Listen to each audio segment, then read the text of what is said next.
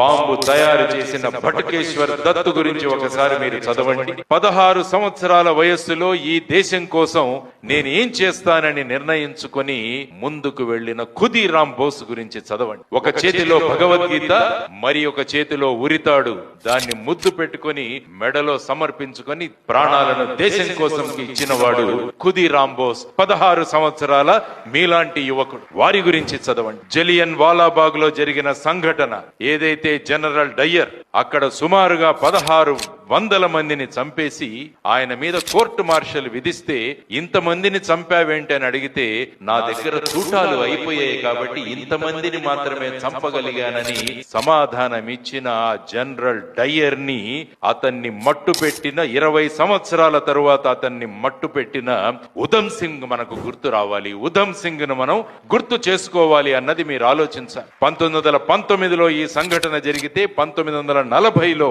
ఉధమ్ సింగ్ ఆ general Dyer కి మరణ శిక్ష తన చేతులతో విధిస్తాడు. ఇది యువతరం అనుకుంటే ఏమి సాధించగలమన్నది మీ అందరి ముందు ఉన్న ఒక బ్రహ్మాండమైన ఉదాహరణ. లాలా లజపతి రాయ్, లాల్ బాల్ పాల్ అని ఎవరైతే మనం అంటామో, లాలా లజపతి రాయ్, బాల గంగాధర తిలక్, బిపిన్ చంద్ర పాల్, వీరి ముగ్గురు యొక్క త్రయంలో లాలా లజపతి రాయ్ ని అప్పుడు జరిపిన లాఠీ చార్జ్ లో అతనికి మృత్యువుకు కారణమైన జాన్ పి శాండర్స్ అనేవాడిని తుదముట్టించిన చంద్రశేఖర్ ఆజాద్ మీ అందరికీ తెలియాలి. చంద్రశేఖర్ ఆజాద్ గురించి మీరందరూ కూడా చదవాలి. అతన్ని కోర్టులోకి తీసుకువెళ్లిన తరువాత నీ పేరు ఏంటి అని